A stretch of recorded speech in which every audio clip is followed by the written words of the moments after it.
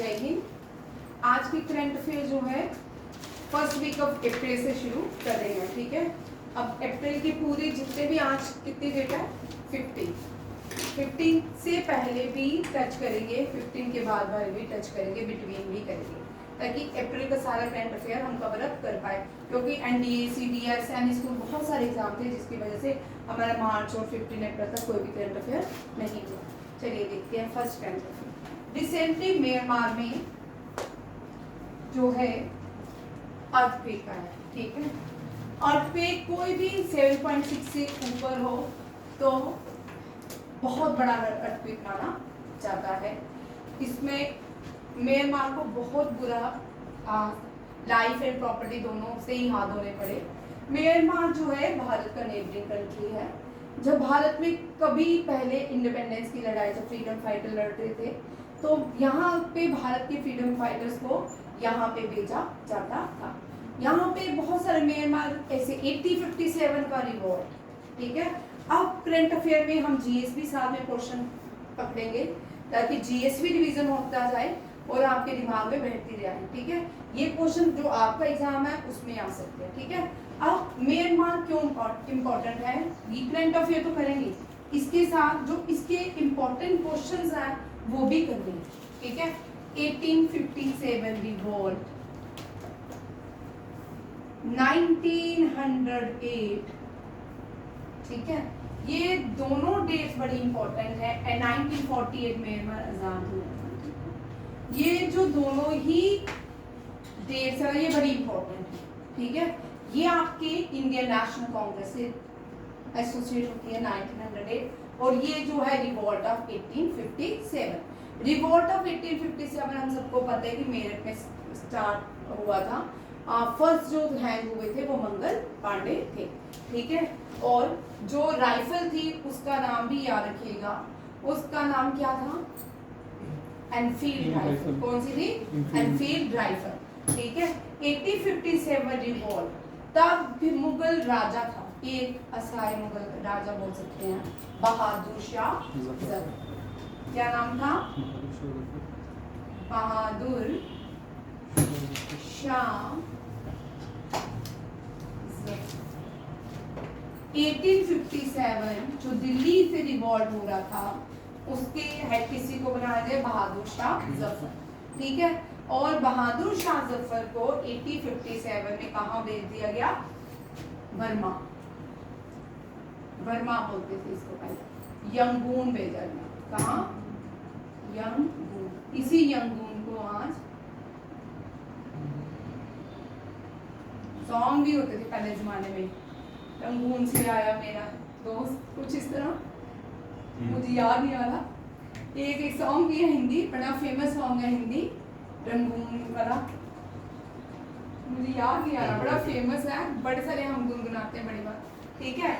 Bahadur Shah Zafar died in Burma, ठीक है। और यहाँ पे इसे एक स्टेटमेंट दी थी, मुझे 2 गज जमीन भी नसीब नहीं हुई, ठीक है। दिल्ली सल्तनत इसके हाथ में थी। 1857 रिवॉल्ट के बाद यहाँ पे 2 चीजें और क्वेश्चन कर लो। ईस्ट इंडिया कंपनी रूल करती थी, कौन सी, ईस्ट इंडिया कंपनी रूल करती थी।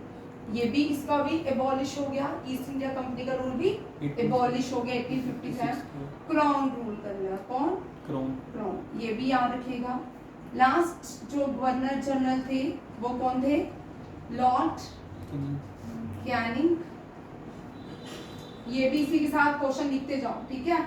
और जो फर्स्ट वॉइस आए थे, करंट अफेयर में हम जीए साथ में उठाएंगे इस बार, क्योंकि टाइम कम होता है, एसएससी के पेपर आ जाते हैं, जीडी के पेपर आ जाते हैं, ठीक है। साथ में ही फर्स्ट वॉइस राय कौन थे, लॉर्ड कैनिंग। प्लीज ये क्वेश्चन लिखा करें, बार बार रिवाइज करने से आएंगे। और यहाँ पे 1857 रिवॉल्ट के बाद एबॉलिश किया गया, क्या एबॉलिश किया, doctrine of lapse, doctrine of lapse, ये भी याद रखिएगा, डॉक्ट्रिन ऑफ लैप्स को एबॉलिश किया। ये चारों क्वेश्चन, जब भी कोई भी जीएस इतनी वास्ट है, आप जीएस में कोई भी क्वेश्चन नहीं कर सकते, ठीक है।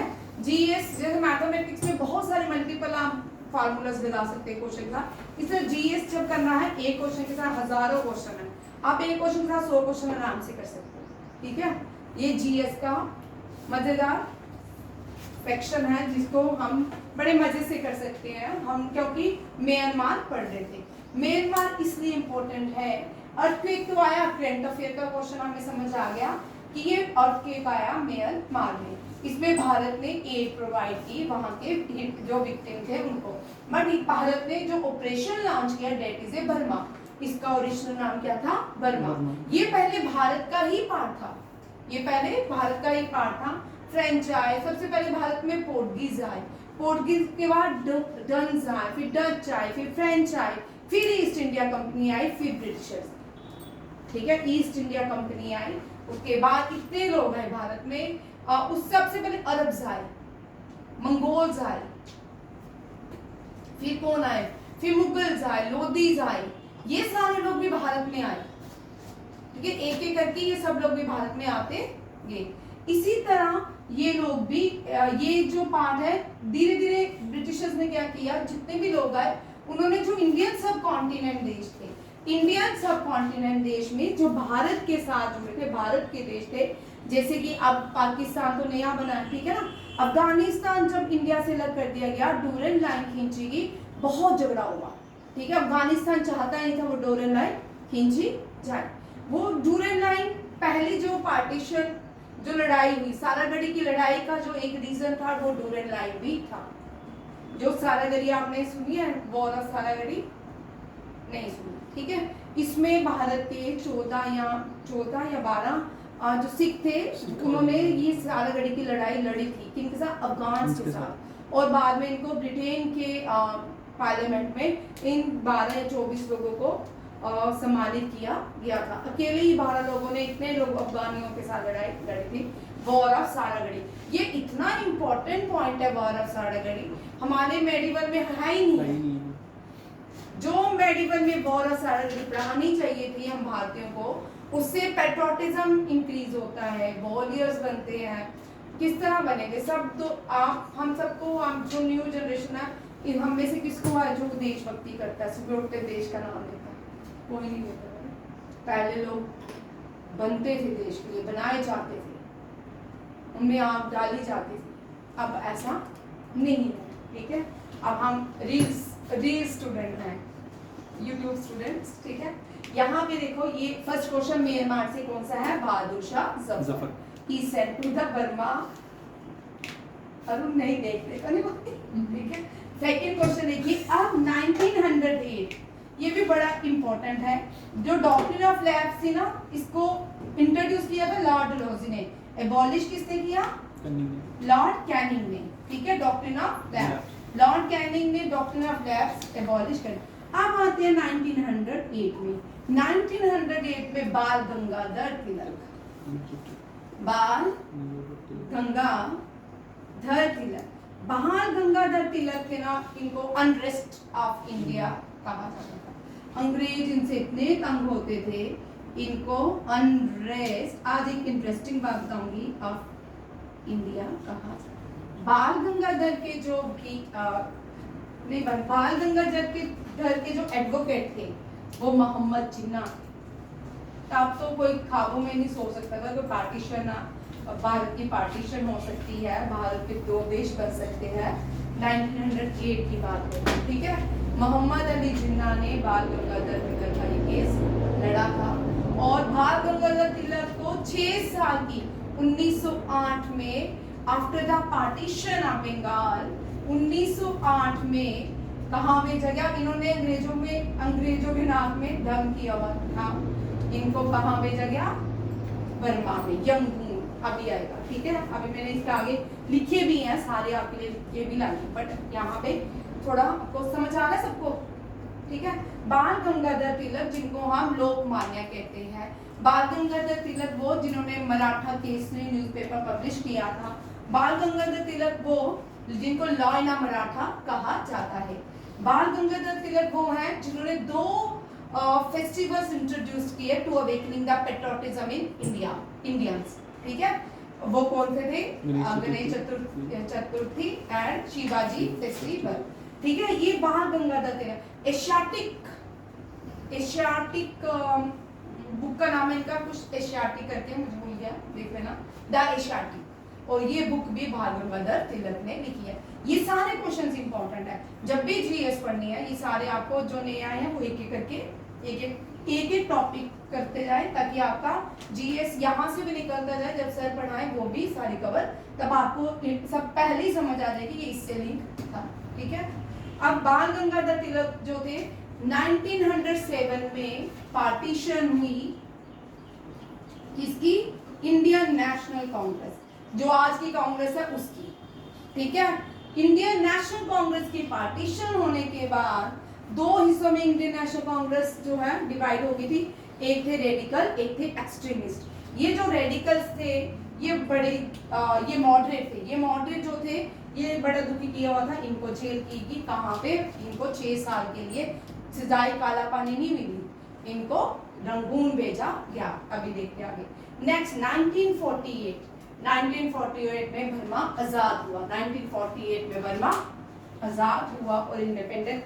भारत की एक ट्रीटी है, इसकी बर्मा की अपनी आर्मी है, बट भारत की एक फ्रेंडली ट्रीटी है। उस फ्रेंडली ट्रीटी जो है वो कौन से देश के साथ है? म्यांमार। ठीक है, जब भी भारत इस पे कोई भी मुसीबत आएगी, भारत इसके लिए, जैसे इंडिया के लिए खड़ा होता है, वैसे भारत ने इस म्यांमार के लिए भी खड़ा होना है। यहाँ पे 2016 में डोकलाम ट्राई जंक्शन हुआ। ठीक है, डोकलाम ट्राई जंक्शन जो है ये इंडिया और चाइना के बीच में हुआ। ठीक है, चाइना ने यहाँ पे अपनी रोड बनाना, ट्राई जंक्शन में बनाना शुरू कर दी, म्यांमार से हैंडल नहीं हुआ, यहाँ पे इंडिया ने रूल करना, इंडियन आर्मी ने कंट्रोल करना शुरू कर दिया था।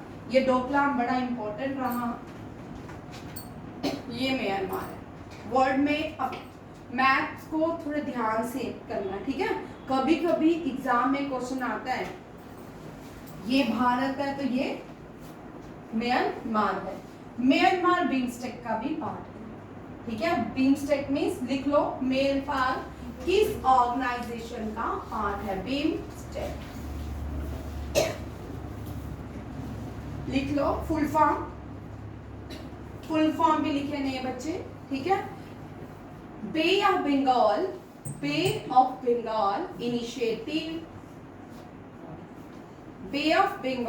Initiative for multi sectoral bay of Bengal initiative for multi sectoral technical and economic corporation. आप जो नहीं, मैं आराम से पढ़ाऊंगी सबको, मेरे करंट अफेयर फॉर बिगिनर रहेंगे। ठीक है, सभी आराम से करते जाएं, एक एक क्वेश्चन कराऊंगी। ठीक, जब बीच में किसी का भी एक का भी पेपर आता, मैं बार बार बोलती हूँ, किसी एक का पेपर आता है वो मुझे जरूर बोले, रोहिणी ने नहीं बोला, जरूर बोले, मैं आपको आपके पेपर की तैयारी करवाऊंगी, चाहे एक का भी है। ठीक है, मेरी आप सबके साथ कमिटमेंट है, मेरी आत्मा की कमिटमेंट है, बाकी मुझे नहीं पता, मैं आपको एक को भी पेपर तैयार करवाऊंगी। ठीक है, आप मुझे बोलो मैम हमारा ये पेपर है, आपको सारे क्वेश्चन मिलेंगे जो आपके एग्जाम में आने वाले होंगे, और 100% में 5 या 6 क्वेश्चन आएंगे ही आएंगे, 5 और 6 क्वेश्चन बहुत ज्यादा होते हैं। ठीक है, bay of Bengal multi sectoral technical for economic corporation. अब इसका हेडक्वार्टर जो है ये ढाका है। कहाँ पे है? ढाका। 1971 में इस ढाका को बांग्लादेश को बनाया गया। ठीक है, सैम मालिक Shah was the chief of army staff in India. ये भी क्वेश्चन कभी कभी आता है। ठीक है, एक क्वेश्चन आएगा, ये इस तरह के क्वेश्चन देखो, 5th क्लास का बच्चा जो सैनिक स्कूल देगा उसको 2023 में क्वेश्चन आया था, who was the chief of army staff during the, ठीक है, बांग्ला फॉर्मेशन ऑफ बांग्लादेश। ये भी देखो कितने छोटे से क्वेश्चंस हैं, ये जीएस का कोई लिमिट नहीं है, बहुत जीएस है। ठीक है, इसमें 7 कंट्रीज जो है बिमस्टेक की क्या होती है? मेंबर्स रहती है। उसमें से कौन सी है? Bay of Bengal. ये सारा बे ऑफ बंगाल है। ठीक है, बे ऑफ बंगाल में अंडमान निकोबार है। क्या है? अंडमान निकोबार। याद रखिए, Andaman Nicobar island bay of Bengal में आता है। ठीक, ये हमारा जो पोर्शन है इसको ईस्टर्न घाट्स बोलते हैं, ईस्टर्न कोस्टल प्लेन्स हैं, ठीक है, ये ईस्टर्न घाट और इस तरफ वेस्टर्न घाट। वेस्टर्न घाट में जो हमारा ओशन है वो अरेबियन सी है। कौन सा है? अरेबियन सी। और इस अरेबियन सी में एक देश है दैट इज ए मालदीव्स, ठीक है, भारत का साउथ है, साउथ वेस्ट में कौन सा है? मालदीव, एक देश है लक्षद्वीप आइलैंड के पास, ठीक है। भारत का यहाँ पे INS जटायु कमीशन है। कौन सा? INS जटायु। ये एनडीए SSC वाले GD वाले क्वेश्चन लिख ले। INS जटायु कहाँ पे कमीशन है? लक्षद्वीप। कहाँ पे? लक्षद्वीप। अब नेक्स्ट देखो, मालदीव्स लार्जेस्ट कंट्री है, ये association of south east Asian nation. Maldives किसका मेंबर है? ठीक है, ये कहाँ पे है Maldives? South east Asian nation. Maldives क्या है? साउथ ईस्ट एशियन नेशन, याद रखिएगा। और मालदीव साउथ ईस्ट का, देखो साउथ ईस्ट की सबसे बड़ी क्या है? मेनलैंड। जैसे हाँ मैं सॉरी मालदीव बोली, म्यांमार, ठीक है, ये म्यांमार है, मालदीव नहीं है, ठीक है, दिमाग में म्यांमार चल रहा है बट बोल रही मालदीव, ठीक है। और ये जो है म्यांमार, ये साउथ ईस्ट का सबसे बड़ा एरिया, जैसे पूरी दुनिया में सबसे बड़ा एरिया रशिया का है, इसी तरह साउथ ईस्ट में सबसे बड़ा एरिया किसका है? म्यांमार। इसका बॉर्डर इंडिया बांग्लादेश, इसके नॉर्थ वेस्ट में भारत बांग्लादेश है। ये क्वेश्चन आते हैं NDA CDF और SSC CHSL और JKPSI में क्वेश्चन लेगा किसी भी कंट्री के साथ में लिखिए भी, ठीक है। इसके नॉर्थ टेबल बनाते जाएं, सभी नए बच्चे टेबल बनाएंगे, ठीक है। इसके नॉर्थ वेस्ट में क्या है, इसके नॉर्थ ईस्ट में कौन से कंट्रीज हैं, इसके साउथ ईस्ट में कौन से नेशन हैं, इसके साउथ और साउथ वेस्ट में कौन से नेशन हैं। ये टेबल आप बनाते जाएं, आपके पास एक एक करके हर एक का टेबल रेडी हो जाएगा, आपको याद, टेबल से हम बहुत जल्दी याद कर सकते हैं, ठीक है।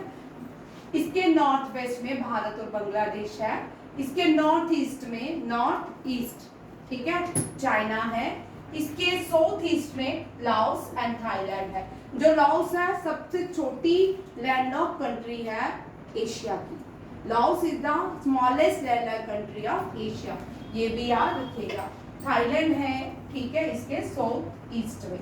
अब इस Andaman Nicobar and bay of Bengal, क्योंकि बे ऑफ बंगाल के ऊपर ही आइलैंड है अंडमान निकोबार, अंडमान सी भी जो है इसके साउथ एंड साउथ वेस्ट में। कहाँ पे है? साउथ वेस्ट में। द कंट्री कैपिटल इज, यहाँ पे कर लो, अंडमान निकोबार में ओनली एक्टिव आइलैंड है, ओनली। ये क्वेश्चन आपको 10+2 के जो एग्जाम है ना उनमें आ सकता है, ठीक है। CUT, जूट या कोई भी 10+2 SSC रहेगा, ओनली एक्टिव वॉल्केनो। भारत में एक्टिव वॉल्केनोस नहीं है। जब भी अर्थ लैंड मास हमारी डिवीजन हुई, भारत में कोई खास एक्टिव वॉल्केनो इरप्शन नहीं हुआ। जो एक हुआ वो एक्टिव वॉल्केनो कहाँ हुआ? Andaman Nicobar, that is a Barren Island, याद रखिएगा। इंडिया में जापान में फिजी हुआ, साउथ अफ्रीका में माउंट किलिमंजारो हुआ, और इटली में मोना लाओ। मोना लाओ इज द वर्ल्ड लार्जेस्ट क्या है? वो एक्टिव वॉल्केनो। पैसिफिक ओशन में बहुत सारे एक्टिव वॉल्केनो है, उनको हम रिंग ऑफ फायर बोलते हैं। क्या बोलते हैं? Ring of fire. Pacific Ocean को हम क्या बोलते हैं? लिख लो, ring of fire. Pacific Ocean को रिंग ऑफ फायर। जो largest active volcano in the world है मोना लाओ, MOUNA मोना लाओ, LAO। और भारत के वॉल्केनो को क्या बोलते हैं? बैरन आइलैंड। और जो साउथ अफ्रीका जो उसकी हाईएस्ट पीक भी किलिमंजारो है, और वॉल्केनो का नाम भी किलिमंजारो, ठीक है। ये समझ आ गया। अब इसकी नाई पाई धा, ठीक है, नाई पाई धा, ठीक है, नाई ने के पाएगा, डोगरी से बोलते नाई ने के पाएगा, ठीक है। दैट इज ए छोटे बच्चों को याद करवाते हैं, ठीक है। कंट्री कैपिटल इज नाई पाई धा। करेंसीज क्या? ये जो म्यांमार है ना, ये बड़ा खतरनाक, रोहिंग्यास यहीं से होते हैं। अब रोहिंग्या यहाँ के थे म्यांमार बुद्धिस्ट कंट्री, क्या है बुद्धिस्ट कंट्री। ये इनका इलाका था राखियान, राखियान ठीक है। राखियान में इन्होंने क्या किया, जितने भी नेबर के गांव शाव थे उनके लोगों को इन्होंने मारना शुरू कर दिया। किसने, रोहिंग्यास ने। यहाँ की आर्मी खड़ी होगी, उन्होंने इनको फिर यहाँ से बुलाया और जो ये रोहिंग्यास आए भारत में, बंगाल और बांग्लादेश और भारत में सबसे ज्यादा, ये भी याद रखना। एंड द लार्जेस्ट सिटी कौन सी है, Yangon. Largest city of Myanmar is Yangon, किसका, रंगून। इंडिया की एक जॉइंट मिलिट्री एक्सरसाइज होती है म्यांमार के साथ, बीएसएफ में क्वेश्चन आ सकती है, इम्बेक्स ठीक है। IMBEX mean India Myanmar bilateral exercise, ठीक है। India Myanmar bilateral exercise. यहाँ तक सबको आराम से समझ आए सारे क्वेश्चंस? आपको आए विनय, आपको अच्छा ठीक है। अगर आप डेली इतने क्वेश्चन पे ये थोड़े थोड़े करके याद करो ना, तब भी आपको जीएस वाला पेपर बहुत ज्यादा आपको कर पाओगे, ठीक है। ये कॉमन क्वेश्चन है जो मैं बार बार रिपीट करती हूँ, ये मोस्ट एग्जाम में आते हैं या आ चुके होते हैं या आए। चलो आगे, नेक्स्ट क्वेश्चन है, ये बड़ा इंपॉर्टेंट क्वेश्चन है। भारत ने ना अपने, ये हमेशा करंट अफेयर रहेगा, ये हमेशा क्वेश्चन किसी भी एग्जाम में आ सकता है, ठीक है। भारत ने 2 पोर्ट आज तक बनाए हैं, दैट इज चाबार, चावल पोर्ट बोलते हैं, चाबार पोर्ट और सिकवी पोर्ट, ठीक है। अब देखो चाबार पोर्ट कहाँ पे, ईरान में। ये भारत की आर्मी ने, मिलिट्री ने बनाया, ठीक है। और सिकवी पोर्ट जो है, अब क्या है, म्यांमार, भारत ने यहाँ से ट्रेड करना कितना मुश्किल, जब भारत की पार्टीशन हुई, ठीक है। जब भारत की पार्टीशन हुई तो ये भारत है, इसका ये सारा एरिया, यहाँ से हमने भारत की पार्टीशन कर दी, पाकिस्तान बना दिया, ऊपर अफगानिस्तान बना दिया। अब भारत ऊपर ये जो जगह, रशिया, सेंट्रल एशिया, यहाँ पे ट्रेड पहले तो आराम से करता था, यहाँ अफगानिस्तान जाता था, अफगानिस्तान ईरान, ईरान से सेंट्रल एशिया, फिर ऊपर ये यूएसएसआर चले जाता था।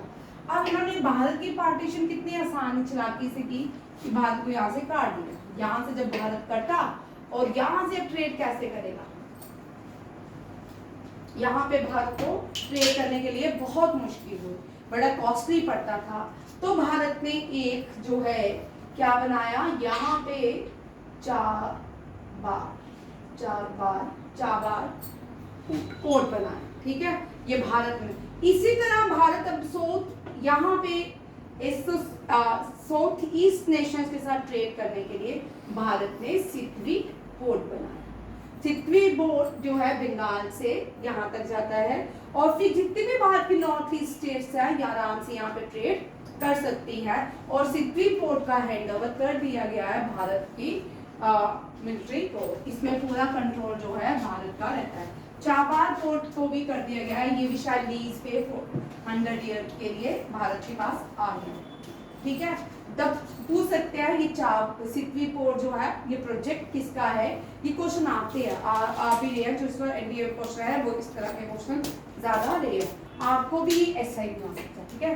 काला धन प्रोजेक्ट कौन सा है, काला धन, ये क्वेश्चन के लिए ये प्रोजेक्ट था गवर्नमेंट ऑफ इंडिया का, इनको फाइनेंस असिस्टेंसी की, ठीक है। The port build by Myanmar by India is Sittwe port, it was developed under the Kala Dhan multimodal transport project with Indian financial assistance। आगे आता है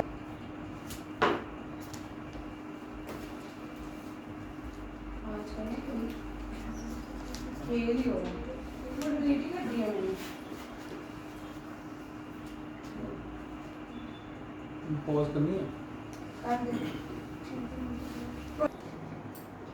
हमने यहाँ पे ये लास्ट क्वेश्चन किया था काला धन प्रोजेक्ट। नेक्स्ट क्वेश्चन देखिए, in recently prime minister Narendra Modi जो है जिसे भारत में इंप्लीमेंट किया गया वक्फ, ठीक है, वक्फ बोर्ड को इंप्लीमेंट किया था।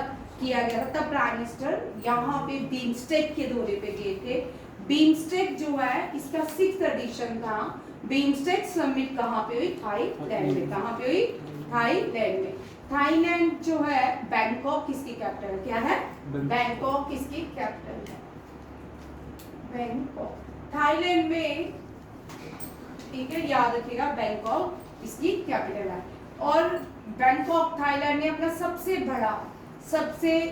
जो बड़ा इनका अवार्ड है सिविलियन गॉर्ड ऑफ ऑनर किसको दिया? प्राइम मिनिस्टर नरेंद्र मोदी को। अभी आप लोगों ने, मैंने क्वेश्चन कहा खबीर अल कबीर, ठीक है, प्राइम मिनिस्टर को इस साल बहुत से अवार्ड्स दिए गए, अलग अलग देश ने अलग अलग अपने सिविलियन अवार्ड से सम्मानित किया, और ये क्वेश्चन भी था। और ये जो क्वेश्चन है एग्जाम में सीडीएस के आ चुका। सीडीएस में मैंने बोला था कि आएगा, तो आया है।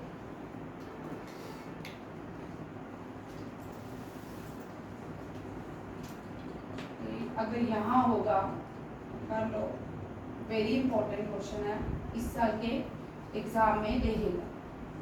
जितने भी एग्जाम लेंगे उनमें प्राइम मिनिस्टर का ये क्वेश्चन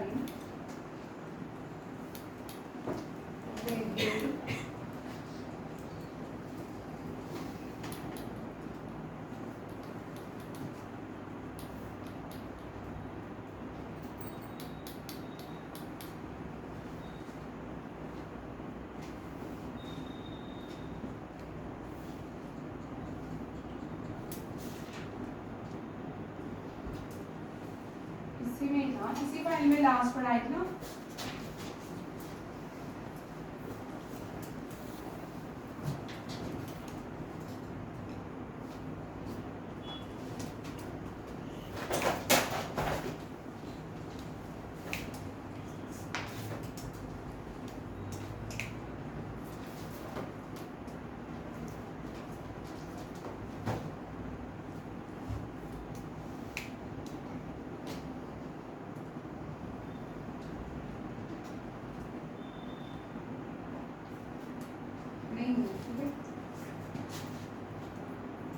यार कि बीमस्टिक मैंने अभी आपको बताया, उसके बारे में, बीमस्टिक के बारे में कल मैं आपको दोबारा से ये क्वेश्चन करवा दूंगी। प्राइम मिनिस्टर ने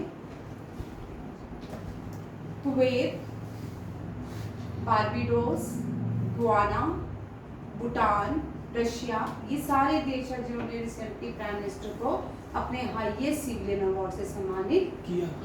ठीक है, 6 बीमस्टिक समिट बैंकॉक में हुई, फर्स्ट थाईलैंड में हुई, फर्स्ट समिट वाज हेल्ड, पहली जो हुई थी वो भी थाईलैंड में हुई। हेडक्वार्टर बांग्लादेश ढाका है। 7 मेंबर्स हैं, लिख लो कौन कौन से देश मेंबर हैं, ये वेरी इंपॉर्टेंट क्वेश्चन, ये भी आता है कभी कभी, कौन कौन से देश मेंबर हैं।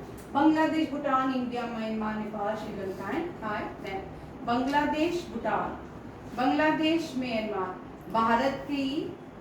भारत का ईस्टर्न कौन से नेबर हैं जो बिम्स्टेक के मेंबर हैं।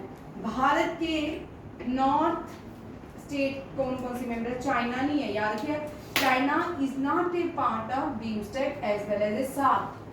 सार्क का मेंबर चाइना नहीं है, बिम्स्टेक का भी नहीं है, ये क्वेश्चन आता है, ठीक है, नाम का भी मेंबर नहीं है। Bangladesh, Bhutan, India, Myanmar, Nepal, Sri Lanka and Thailand, ये क्या है? मेंबर, ठीक है, याद रखिएगा। रिसेंटली थाईलैंड जो है, ये भी लिख लो, थाईलैंड नहीं, इंडोनेशिया ब्रिक्स का मेंबर बना है। किसका बना है? ये भी वेरी इंपॉर्टेंट, ब्रिक्स का 10th मेंबर बना है। और पहली अफ्रीकन कंट्री, साउथ अफ्रीका को छोड़ के, नाइजीरिया जो है, ये भी ब्रिक्स की मेंबर बनी है, 9th मेंबर बने। वेरी इंपॉर्टेंट क्वेश्चन, ये इस साल हम करते रहेंगे, बार बार रिपीट होगा, ये किसी भी एग्जाम में कहीं भी कभी भी आ सकते हैं, ठीक है। ये ब्रिक्स के जो नए बंदे मेंबर बने हैं। इसी तरह SCO के जो 9th और 10th बने हैं, ईरान बने हैं, और 10th जो है Shanghai, SCO Shanghai corporation organisation, organisation जो नए बच्चे हैं ब्रिक्स के देखिए, Brazil, Russia, India, China, South Africa, ठीक है। इथोपिया, ईरान, यूएई, ये भी रिसेंटली क्या बने हैं, ब्रिक्स के मेंबर बने। अभी डिटेल में देखते जाऊंगी, ठीक है। दो दो करके ये शॉर्ट क्वेश्चन का लेनर याद रखते जाएं। जब डिटेल में ब्रिक्स पूरा पढ़ाऊंगी, अभी नहीं पढ़ाया पर पूरा डिटेल में पढ़ाऊंगी, ठीक है। ब्रिक्स का 10th मेंबर और ब्रिक्स का 9, एससीओ शंघाई कोऑपरेशन ऑर्गेनाइजेशन के 9th मेंबर ईरान बना, 10th बेलारूस, ठीक है, याद रखिएगा, ये भी बड़ा इंपॉर्टेंट क्वेश्चन है।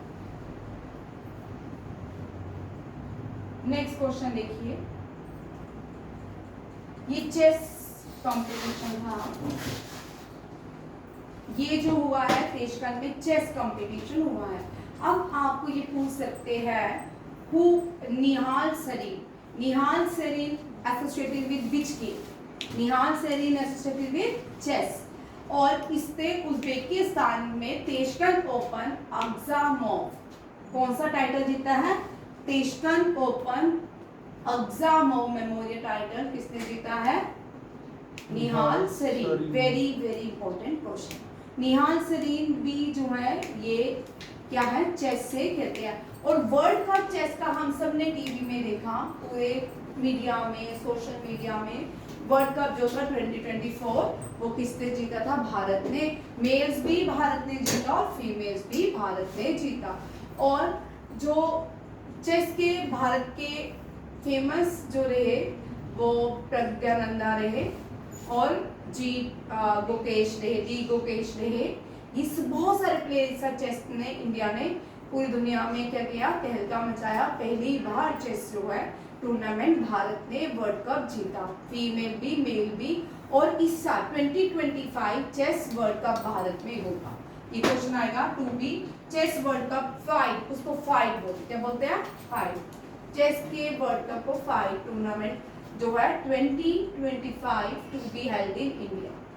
कहाँ पे होगा, अभी हुआ नहीं है, भारत में होगा, to be held in India. ये भी बड़ा इंपॉर्टेंट। खो खो जो है, खो खो का वर्ल्ड कप कहाँ, पहला जो वर्ल्ड कप हुआ ये खो खो का, ये भी इंडिया हुआ। दोनों मेल भी इंडिया ने जीता, फीमेल भी जीता। वेरी इंपॉर्टेंट क्वेश्चन, क्योंकि खो खो भारत की रीजनल गेम्स हैं, अब ये इनके वर्ल्ड कप होने लगे हैं। अब 9 पहली बार 9 जो कंट्रीज उन्होंने पार्टिसिपेट किया खो खो में। कबड्डी है, कबड्डी भी अब लोग खेलने गए। सेंट्रल एशिया के लोग कुश्ती करने लगे हैं, उनकी ज्यादा जो रीजनल गेम होती थी वो बूझकाशी होती थी, अब वो किस पे आ रहे हैं, रेसलिंग पे आ रहे हैं, कबड्डी पे आ रहे हैं। अब एशिया के लोग खो खो भी खेलने लगे हैं, ठीक है। ये बड़े इंपॉर्टेंट क्वेश्चन। अब यहाँ पे एक और क्वेश्चन बनता है, कंट्री है उज्बेकिस्तान। कंट्री का नाम क्या है, उज्बेकिस्तान। उज्बेकिस्तान से कोई क्वेश्चन मुझे बताएगा क्या क्या आ सकते हैं। मैम लाल बहादुर शास्त्री। हाँ। एक भारत के second prime minister died in Uzbekistan. Movie देखी होगी आपने, तेशकंद फाइल कॉन्स्पायरेसी, नहीं देखी नहीं आपने, ठीक है, आज आके देखना, जरूर देखना, ठीक है। तेशकंद लिख लो, तेशकंद फाइल बहुत अच्छी मूवी है, ठीक है। भारत के जो पहले प्रधानमंत्री बने वो JL नेहरू बने थे। जब भारत में आजादी के बाद वोटिंग हुई तो सारे वोट जो है वो सरदार पटेल को दिए गए। किसको मिले, सरदार पटेल को। JL नेहरू को कोई भी वोटिंग नहीं मिला। बोलते हैं कि JL नेहरू रूस के गांधी जी ने सरदार पटेल को एक लेटर लिखा जिसमें गांधी जी ने उनको कहा तू रहने के प्राइम मिनिस्टर। जैसे बड़ा भाई रुक जाता तो छोटे भाई को मम्मी बना लेती है, Gandhi ji act as a mother, ठीक है। गांधी जी ने सरदार पटेल को बोला तू रहने दे, तू होम मिनिस्टर बन जा, क्या फर्क पड़ता है। जवाहरलाल नेहरू क्या बन जाता, भारत का प्राइम मिनिस्टर। फिर JL नेहरू के बाद जो भारत के प्राइम मिनिस्टर बने तब लोगों ने सोचा कि अब थोड़ा भारत चेंज होगा, भारत में कुछ ऑनेस्टी आएगी। उनको मैन ऑफ पीस कहा जाता है। क्या कहा जाता है, मैन ऑफ पीस। उन्होंने एक स्लोगन दिया जो आज भी हम गुनगुनाते हैं, जय जवान जय किसान। किसने दिया, लाल बहादुर शास्त्री जी। किसने, लाल बहादुर शास्त्री जी। ये शास्त्री जी से बहुत क्वेश्चन आते हैं, ठीक है। He was the second prime minister of India, second prime minister of India। और जो वॉर हुई इंडिया एंड पाकिस्तान के बीच कब हुई थी, 1965। He was the prime minister of India, ठीक है। और इस वॉर को खत्म करने के लिए एक एग्रीमेंट हुआ, उस एग्रीमेंट को हम ताशकंद एग्रीमेंट कहते हैं। क्या कहते हैं? Tashkent agreement. और ये किसका पार्ट था? यूएसएसआर का, Union of Soviet union of Russia, ठीक है। आज जो रशिया है उसके इतने सारे पार्ट हो चुके हैं कि उनमें से उज्बेकिस्तान भी इसी रशिया का पार्ट था। यहाँ पे ये एग्रीमेंट के लिए किस किस को बुलाया गया? लाल बहादुर शास्त्री जी को and president of Pakistan, president of Pakistan, नाम पाकिस्तान है, पाक इंसाफ, अयूब खान, अयूब खान, ठीक है। एग्रीमेंट किन किन के बीच हुआ? अयूब खान और लाल बहादुर शास्त्री, ये भी क्वेश्चन आता है, ठीक है। एग्रीमेंट किन किन के बीच हुआ? अयूब खान और लाल बहादुर। और रात को एग्रीमेंट हुआ, सुबह शास्त्री जी बस डाइड, यहाँ पे शास्त्री जी डाई हो जाते हैं। शास्त्री जी का कोई पोस्टमार्टम नहीं हुआ, शास्त्री जी का कुछ भी नहीं किया गया। आपको समझ आया? भारत के प्राइम मिनिस्टर का पोस्टमार्टम नहीं हुआ। आप ताशकंद फाइल देखिए, बहुत सारी चीजें आपको पता चलेंगी, ठीक है। ये समझ आ गया। Who was the second Prime Minister of India? Lal Bahadur Shastri. Who gave slogan जय जवान जय किसान? लाल Bahadur Shastri. Who gave slogan जय जवान जय किसान जय विज्ञान? कौन से प्राइम मिनिस्टर ने दिया? अटल बिहारी वाजपेयी, ठीक है, ये भी याद रखिएगा। और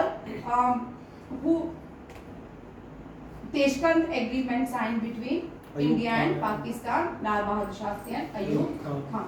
ये भी क्वेश्चंस आते हैं। डन, आगे चलो। अब ये उज्बेकिस्तान एक और इम्पोर्टेंट पॉइंट लेके आता है, वो क्या है? कोई मुझे बताएगा? Land of country, land of country तो है, ठीक है, ये आपको आता है। और first Mughal came to India कौन है? बाबर, ठीक है। ये बाबर भी कहाँ से आया था? उज्बेकिस्तान। उज्बेक जब ये 12 साल का था, इसके पेरेंट्स की मांग बोलते हैं कि मृत्यु हो जाती है इस बाबर के पेरेंट्स की, जो फिर ये फरगाना से आता है। कहाँ से? फरगाना। ये 7th क्लास के जितने लोग एनसीईआरटी में पढ़े, प्राइवेट स्कूल्स में पढ़े हैं, उनके 7th क्लास की बुक जो है उसमें हर एक बुक में एसएसटी में ये क्वेश्चन है कि बाबर जो है उज्बेकिस्तान फरगाना से आया। कहाँ से आया था? ठीक है, जिसने मुगल रूल इंडिया में बनाए, ठीक है, मुगल एम्परर का बादशाह बाबर। बाबर की जो कब्र है, टूम्ब है, वो अफगानिस्तान में। कहाँ है? बाबर का बेटा हुमायूं, उसकी जो टूम्ब है दिल्ली में है। कहाँ पे है? अकबर हुमायूं का बेटा अकबर की टूम्ब कहाँ पे है? आगरा में।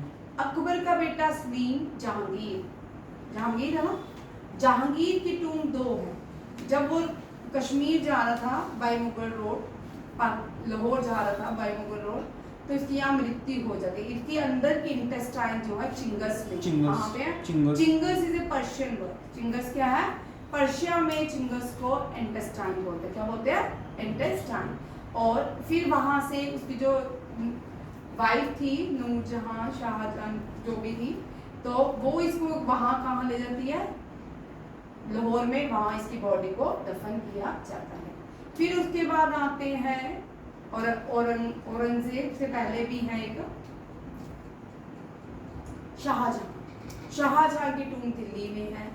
फिर एक आते हैं आगरा में है कि दिल्ली में, शाहजहां ने रेड फोर्ट बनाया था, ताजमहल भी उसने बनाया था। फिर आते हैं औरंगजेब जो है उनकी जो कब्र है वो कहाँ पे है? संभाजी नगर, महाराष्ट्र में। कहाँ पे? संभाजी नगर, ठीक है।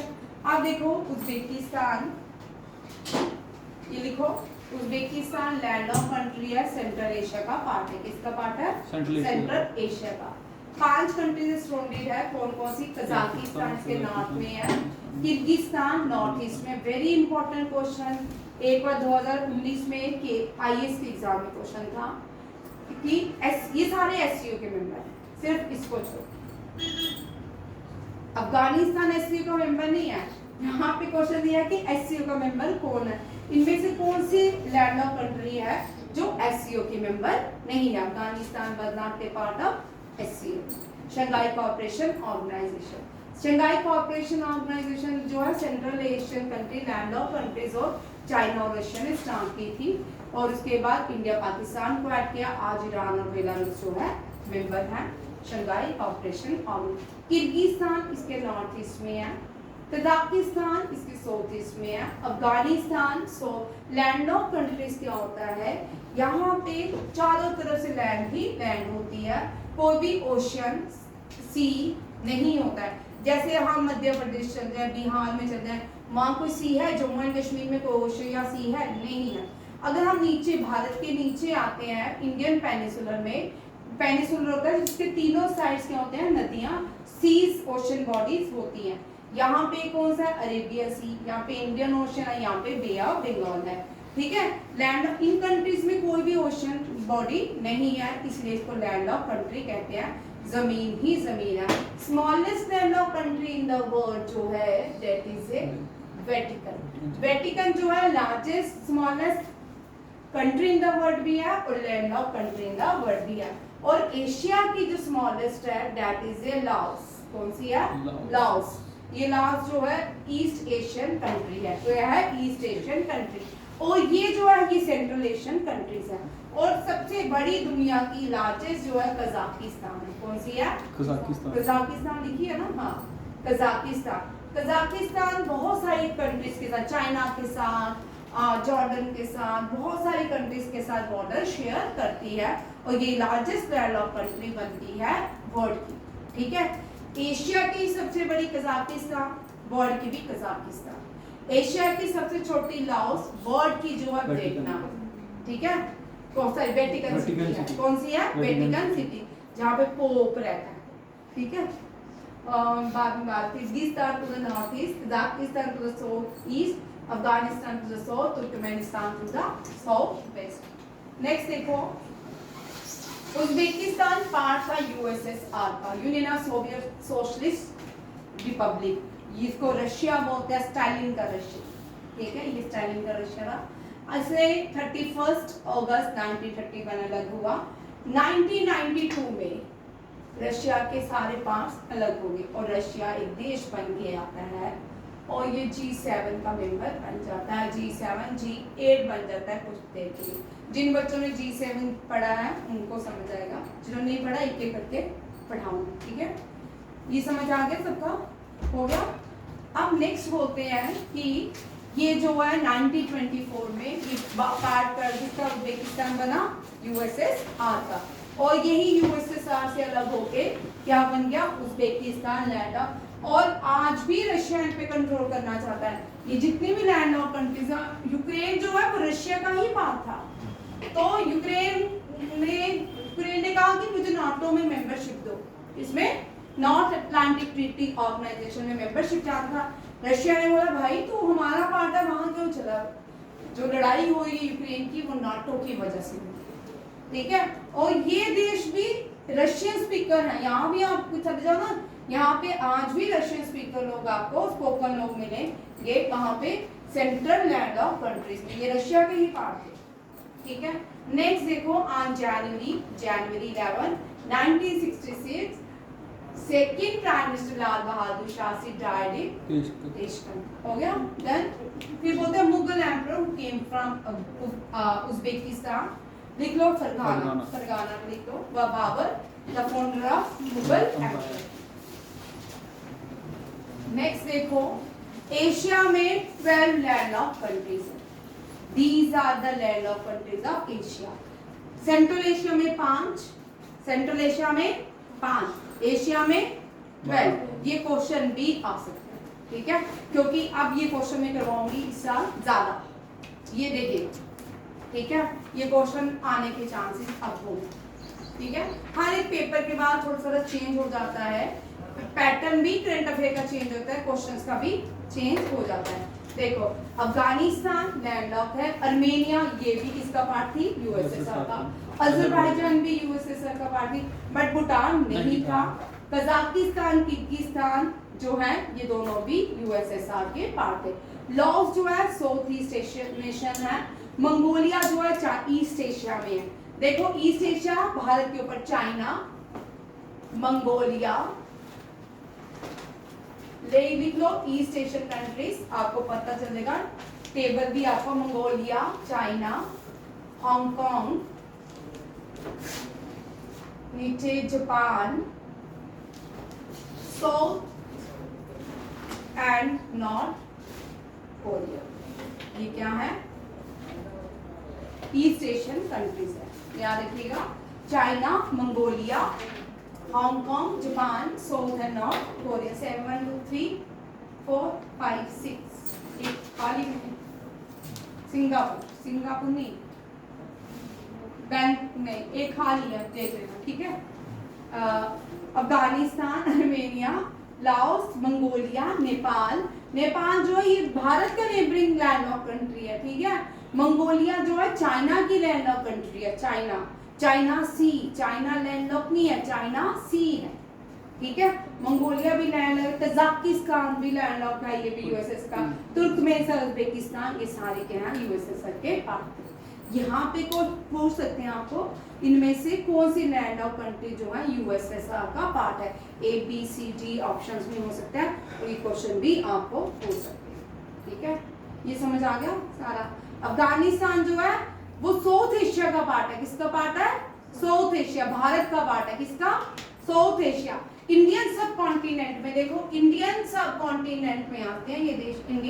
इंडियन सब कॉन्टिनेंट का मतलब है जो भारत से अलग हुए हैं देश, वो सारे इंडियन सब कॉन्टिनेंट कहलाते हैं। अभी मैंने आपको सारे कॉन्टिनेंट जो बताए नेबरिंग कंट्री, वो सारी कंट्रीज किसकी पार्ट है? इंडियन सब कॉन्टिनेंट। ये समझ आ गया? इंडिया, अफगानिस्तान, नॉर्थ में चाइना, नेपाल, भूटान, ईस्ट में म्यांमार, बांग्लादेश, नीचे श्रीलंका और मालदीव, ये सारे किसके? चाइना को छोड़ते। चाइना इंडियन सब कॉन्टिनेंट का पार्ट नहीं है, याद रखिएगा, चाइना नहीं है।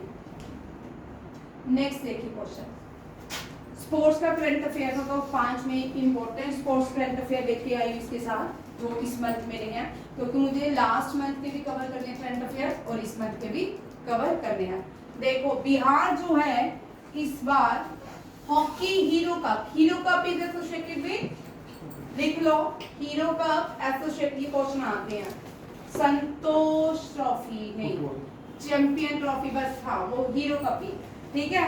ये हॉकी है, हीरो कप एसोसिएटेड विद, और हॉकी का सबसे बड़ा जो दुनिया में स्टेडियम है डेट इज ए हाँ बिरसा मुंडा स्टेडियम। कौन सा है? बिरसा मुंडा स्टेडियम, ठीक है, याद रखिएगा, बिरसा मुंडा स्टेडियम। नेक्स्ट है Monty Carlo masters, Carlos Alcaraz, ये लॉन टेनिस है, ठीक है। किसने जीता है? Carlos Alcaraz. बहरेन, ये फार्मूला 1 है, वेरी इंपॉर्टेंट है। फार्मूला 1 जो है बहरेन ग्रैंड प्रिक्स जीता है ऑस्कर पिस्टरी ने। किसने? ऑस्कर पिस्टरी।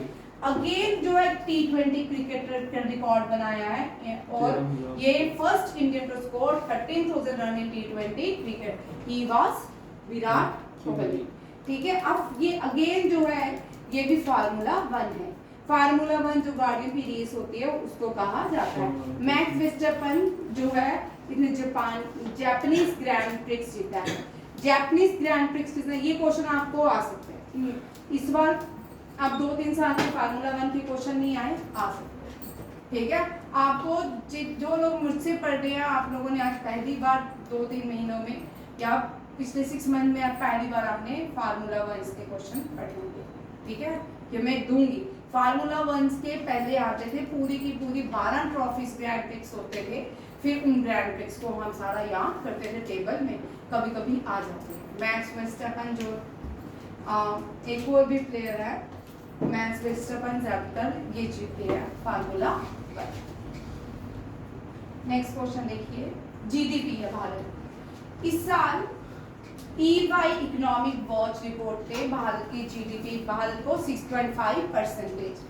2014 से पहले जब मनमोहन सिंह भारत के प्रधानमंत्री थे 2014, तब भारत की जीडीपी वो छोड़ के गए थे 7.9%, ठीक है।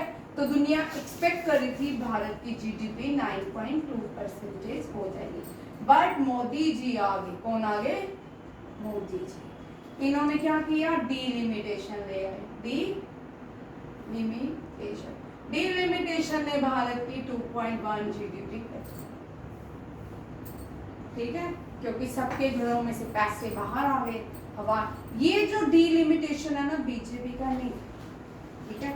इंदिरा गांधी जब भारत की प्राइम मिनिस्टर थी, ये उन्हीं के ही सारे क्या थे प्रोजेक्ट की डिलिमिटेशन होना चाहिए भारत में, क्योंकि बहुत सारे हवाला कांड, बड़े सारे ऐसी जो नेगेटिविटी थी जो भारत को कहीं ना कहीं तोड़ती थी, वो सारे बाहर आएंगे। डिलिमिटेशन होने के बाद जीडीपी तो नीचे आ गई, भारत की जीडीपी बहुत नीचे चली। उसके बाद धीरे धीरे आप पहली बार 6.5%। कोविड में भारत एक ऐसा देश है जिसकी जीडीपी कम ही नहीं हुई, बढ़ती जा रही है। आपने देखा होगा जैसे एशिया के देश जिनकी जीडीपी बढ़ना शुरू हो जाती है, वहां पे क्राइसिस शुरू हो जाते हैं।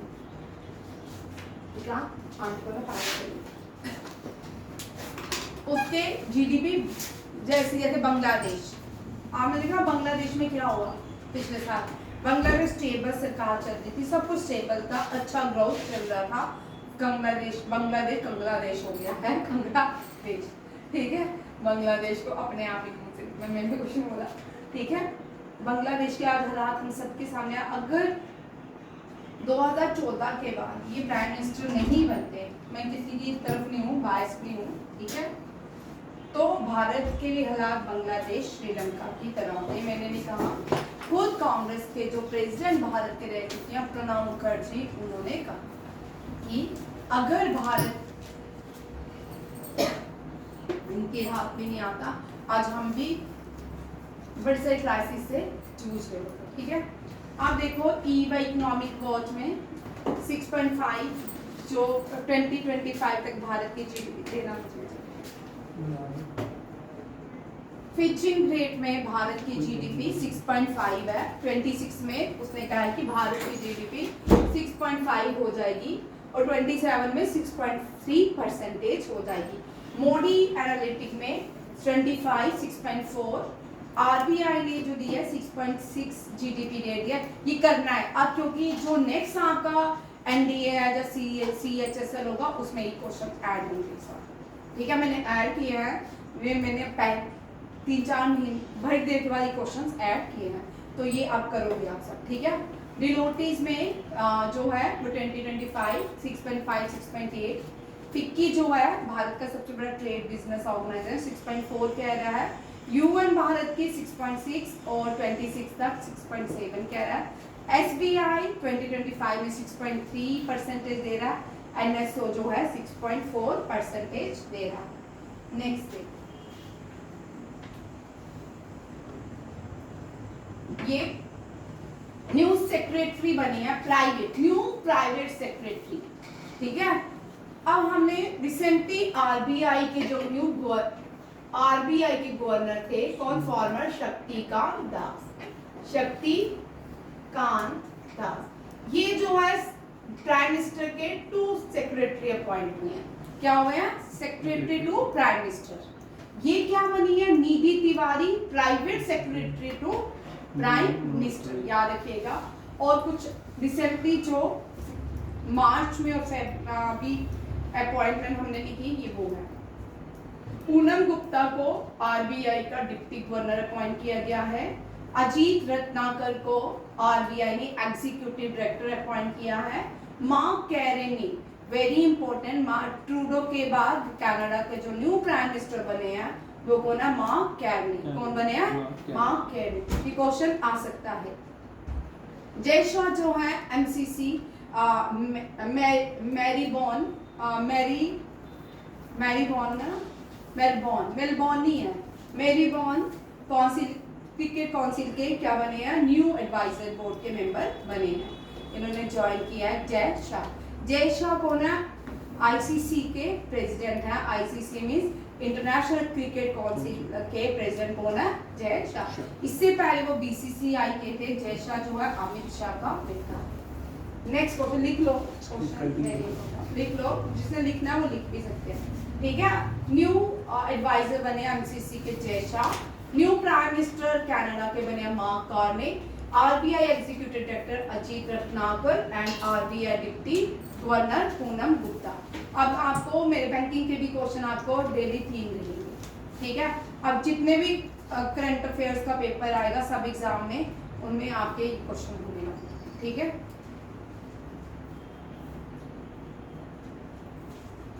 मानिक नहीं आया, थक गया, पता नहीं, कल बता के आया सर।